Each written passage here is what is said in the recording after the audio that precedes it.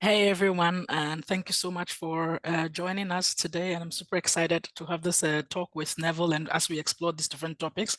And as Monica mentioned, really the special issue is a chance for us to showcase systems analysis and systems work in Africa. And so as we're discussing earlier, really it covers a broad array of topics and interest, but the most important thing is to show how systems analysis can be used and in its application to environmental and societal change. So we're really looking forward to as many submissions as possible, from education to climate change modeling, food systems modeling, biodiversity restoration models, whatever you're doing. We are very happy to see how you're using systems analysis in Africa. So if you have some papers written, some ideas, please consider sending it to the special issue. We're looking forward to it. And so Neville, I'm super excited for us to have a lovely conversation about societal impact of research.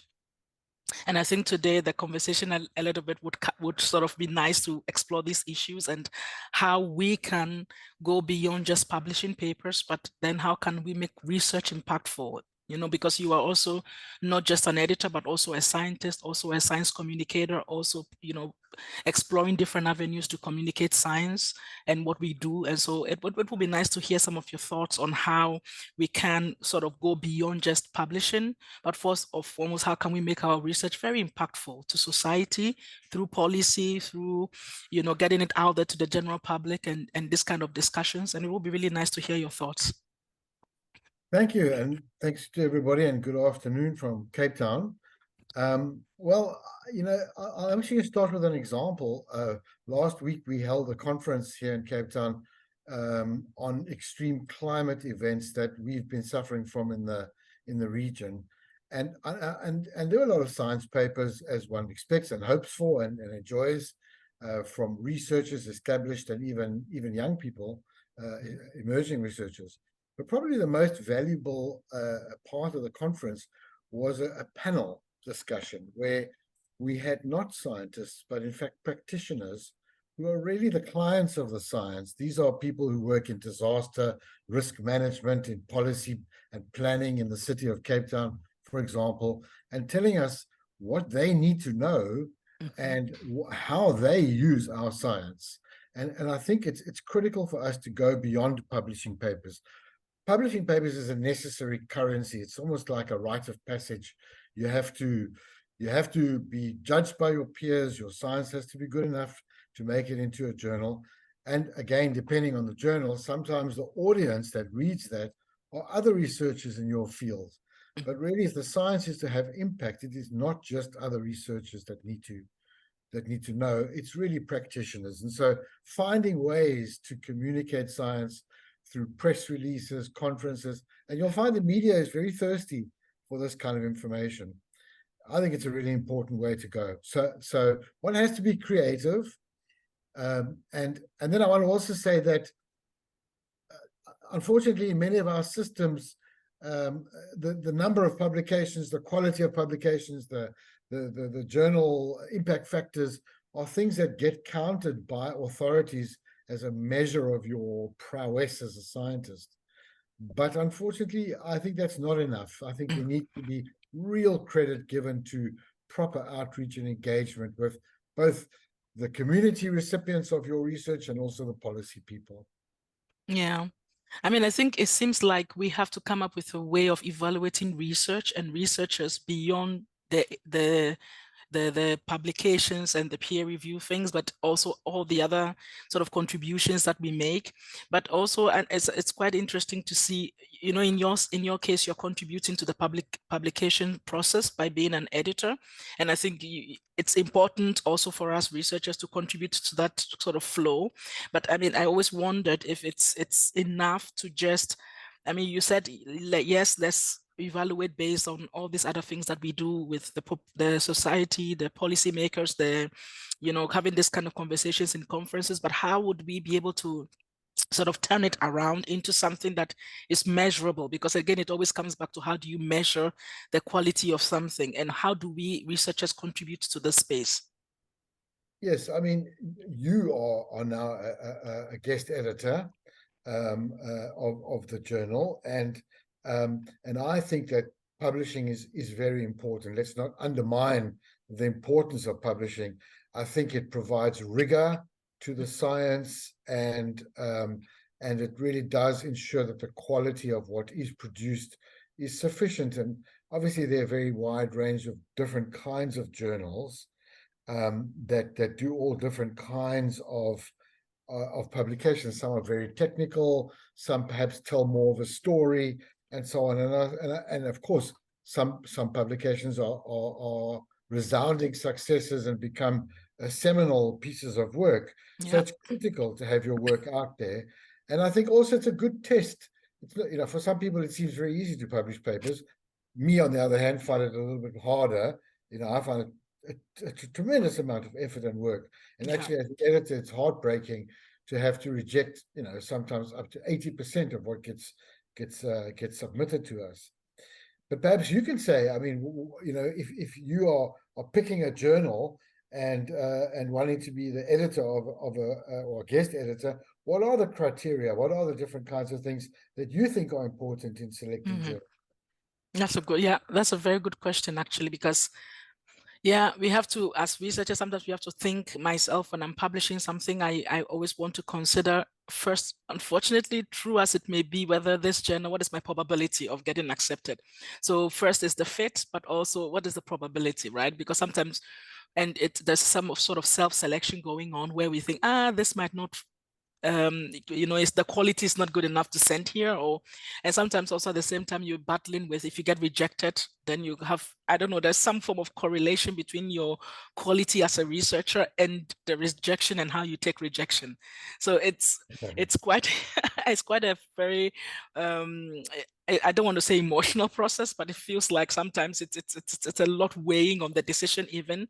And I I love the fact that you're also giving room for young and early career researchers to sort of come through to become associate editors and to contribute into this space. But I would say that a significant factor of it has got to do with whether you think it will be accepted or not, what is the quality of the journal. But an important feature is also how open access is this journal, right? Because there is a correlation between open accessness and how quickly your work gets recited, because I think we are measured first on where you publish, but how much of it gets cited.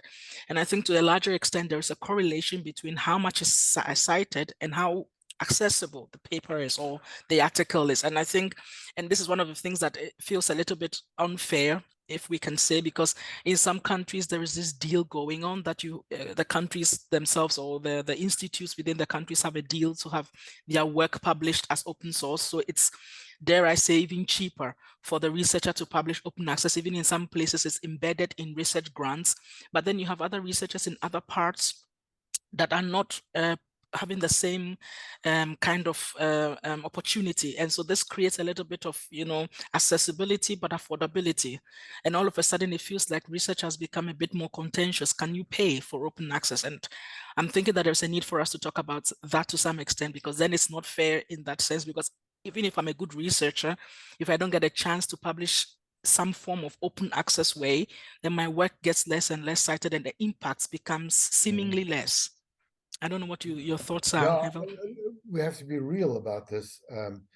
Publishers are in it for the money. Let's be clear that they are businesses. They are not, they're not benevolent organizations.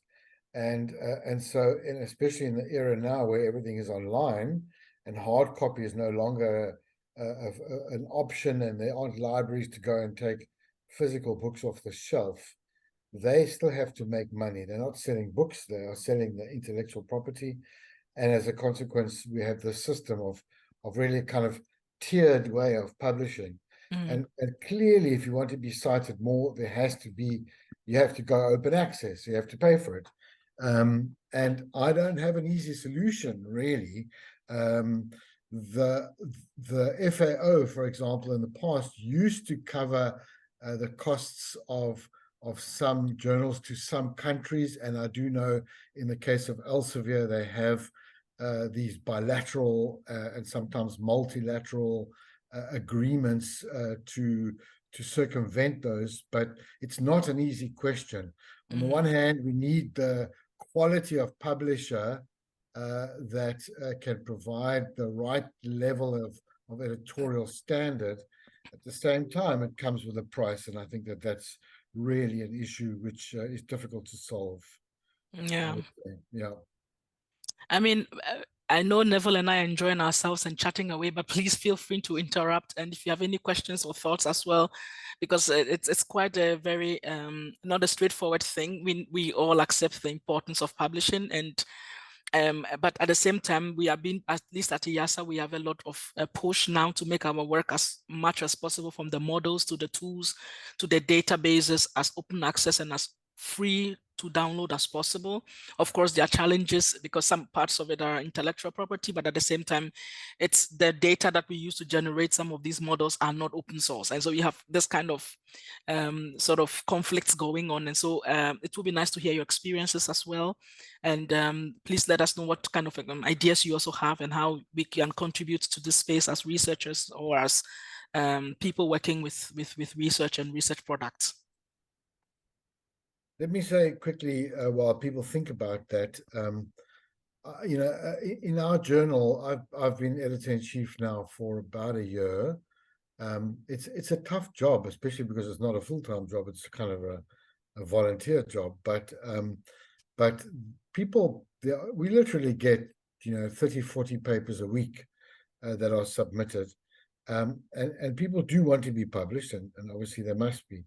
What we're trying to do with our journal is not be as exclusively technical as some journals are, but try to tell the story of how the science is used. So it's one thing to say, I've developed a methodology or a framework or a technology. It's another to say who's using it and how it's being used, and if it's successful, what lessons there are to learn. And that's really what our approach is, to try and get people to tell stories with their science rather than just tell us about the science. There are plenty of disciplinary journals that deal with that. Yeah. And then just finally to say that rejection is tough. And we have a high bar. I mean, we reject probably 80 to 85% of what comes in. And I would urge people never to be discouraged. Often it's a question of balance on our side rather than on an issue of merit, really. So, Yeah, that's really good to know that not all rejections are your fault. Yes. I think Tessa has a point she wants to. Tessa, please feel free. Yeah, I just want to thank you both for the for focusing on the impact of the research work and how it needs to get out from the research community into the practitioners to actually have any impact. And this is just a comment more than a question. I would love to have a journal that makes it very clear that publication is based on impact, and then impact, as you were saying, Felicity, it may be measured by how much you're expanding the knowledge and how rigorous your work is and so on. But it could also be measured by whether or not you made previous work more accessible to people. How, like you were saying now, Neville, as to who is using it, how it's used and so on. So if we re-articulate the what we consider to be worthy of publication, from saying it's something that adds to the knowledge or expands our knowledge to something that is impactful. And then adding knowledge becomes a one criteria of many others. And you're right that it is very hard to measure the impact, but then it becomes the onus is on the author to convince the reviewers that they've had an impact. So maybe we don't have a specific criteria for measuring impact, but at least we open the door for those that may not necessarily fit into new knowledge, and open the door to allow for new use of existing knowledge, or for actually getting more people to know about it and use it in a simple way. Because I personally, for example, IIASA has an enormous portfolio of open access models. No one can question that, but they're not easy to use. They're actually extremely complex to use. And in many cases, you have to apply for a grant to be able to get someone to help you use it. So those who can bridge that from the new knowledge to the actual use of the knowledge, that is how you create impact. And the other point that Neville raised about reaching the general public and the media, I mean, I know in my field, there used to be the journals and then the magazines. And the magazines were basically trying to take the results of the research that is very technical and complicated and retell the story of that research in simple terms. So that might be one of the things that journals can always have next to them, their own little magazine where whatever was published and considered of high quality is then translated into simple language for the public. So it's just a comment, suggestions along the lines you were talking about. Yeah, this is excellent point. Thanks a lot, Tassia. I really loved, I can just feel the passion flowing out as you were speaking, and I really loved just how you really, one of the things that I'm really taking away is redefining quality of research. Exactly. And I think it's quite important that we start to have a conversation about redefining what we call quality research, because the impact has to count for quality and not so much just the science, but also how impactful it is, and creating that space for people to reuse knowledge and tell us, or to tell the general science community, research community, how impactful that existing knowledge has been applied. It's I think, a new dimension that was worth exploring and thinking about. And if I could just add, because sometimes we all agree on this, but then we say, how are we going to measure it? We can't really measure it, so we won't do it because we can't measure it. And my point is just open the door for people, get them to make the case for why they are impactful. And then with time, we are going to learn how to measure impact in science in iteratively, step by step. Well, this is super exciting. Thanks a lot. Please feel free to intersect with any ideas, thoughts, contradictions, wherever you are also feeling your own experiences. We are happy to hear and to exchange. I want to say, if there's a gap, I want to just say that one of the examples, I used one earlier, and I want to just expand upon that. I think that events that happen in your country or in your environment are important to explain to people and to translate the science of these events into consequences. And here I'm referring to the El Nino of this year. So you may all know that sea surface temperatures, global sea surface temperatures, are off the scale this year, and we're seeing all these new climate records. Now, we held an event here. We called it an El Nino Summit, mostly because the El Nino impact in this part of the world happens during our summer months, which are January and February, December, January, February. So we've been holding regular meetings with farmers. Well, it's open to everybody, but with, journalists, farmers, medical people, and so on, to say, well, we've got this big El Nino. We don't know what it's going to do, but this is what you need to know about an El Nino. This is how it works. This is how it impacts us. This is what you have to look out for. This is how you can prepare. And it's using events of that nature to really connect the science to communities and to people. And that's what we're doing down here, as well as publishing stuff. But, that's what we're doing. So I recommend people should grab those opportunities and claim the space. Yeah. Alexander?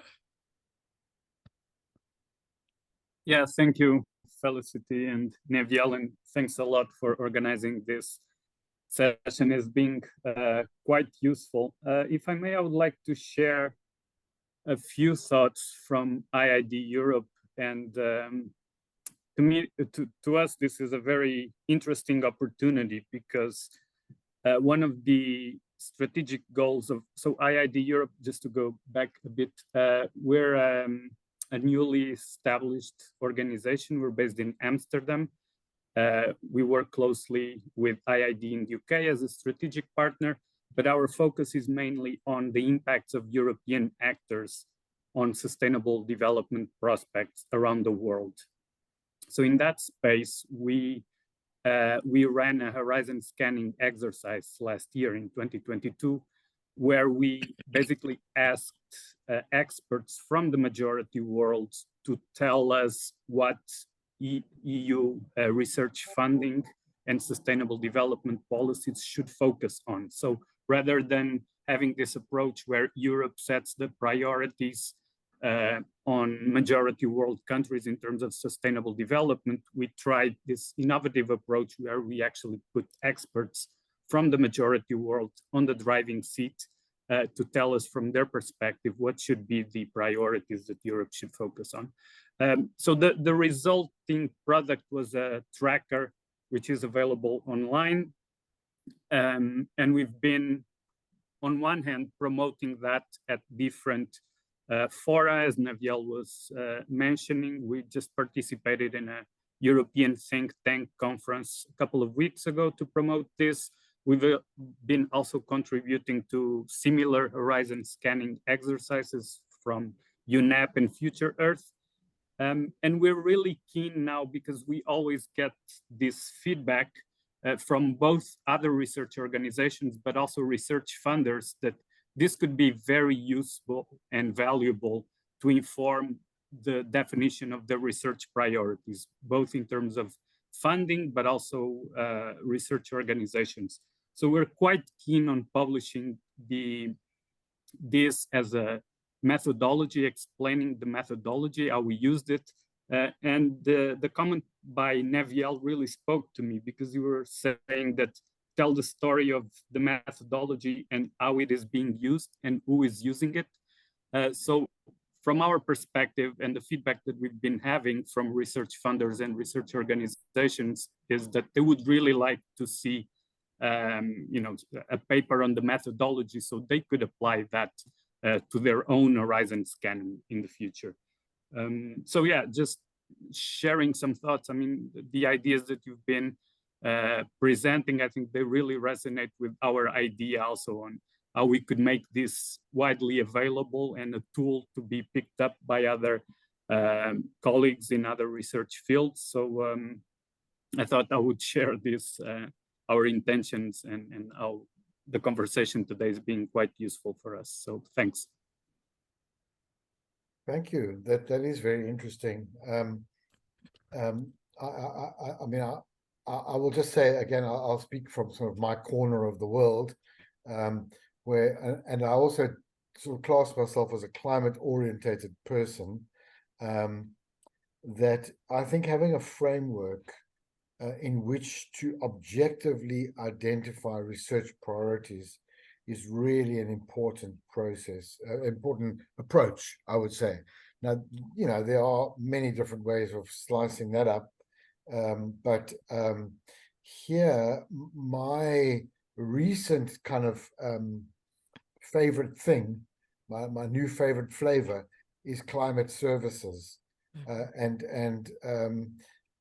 Because I'm coming from the climate side of things, but what I like about it, WMO, global framework for climate services, which is then domesticated. And what I like about it is that it really does try to put together very simply and very basically the end-to-end approach.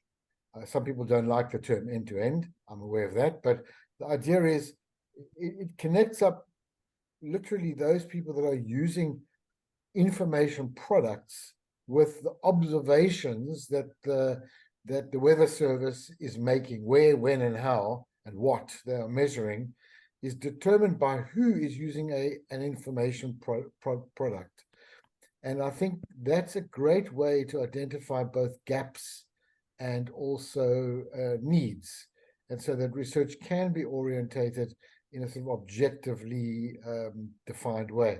But that's climate services, and that's one framework. There are many, many others. Yeah. Thanks a lot, and Alexander, for sharing your thoughts and what you are also doing, which is quite interesting. I mean, my takeaway from that is to find a way to really reassess research impact and priorities. And this is really an impactful takeaway, because you see a call, you apply for the grant, but then it is nice to hear from the end user or the policymaker or the really the end, like Neville said, end to end. So to see from the other end what is really needed and what gaps can be filled is already quite an exciting way. So if you can really publish this, it will be, I think it will be really exciting, or at least a way forward for the research community. So yeah, Monica, I think we are almost out of time, but I would still open the room for about 1.5 minutes if anybody else has a burning thought they would like to throw into the mix for our consideration as we wrap up. That directed at me. Well, it was directed at the room, but I'm happy you spoke, so. These conversations are always way too short. We can speak all day. Yeah, there's lots to consider, and especially for emerging researchers, to develop confidence in themselves and to develop experience through all of these different things we've spoken about, which would include publication and outreach. And I think outreach is more and more important. And again, speaking from my perspective, where we're seeing climate change manifesting in real time in the form of extreme weather and extreme events, which really matter to people on the time and space scales that count. So I think that's where I would say people should focus on. That's my perspective. Thank you. Thank you so very much, Neville, for making the time to really speak to us today. And like you said, we could talk about this all day and still keep brainstorming. And if no one has a burning contribution or a burning thought they would like to throw in the mix, then I would like to thank everyone and hand over back the floor to Monica for the final concluding words. All I want to do is really say thank you both to Felicity and to Neville for joining us today, sharing their thoughts, and also to everybody who joined us today to listen and engage and have this conversation with us. And we will have a recording of the event on IIASA Connect, and we'll share more information there. And we also hope to receive your submissions for this special issue. So thank you very much, and we hope everybody has a great day.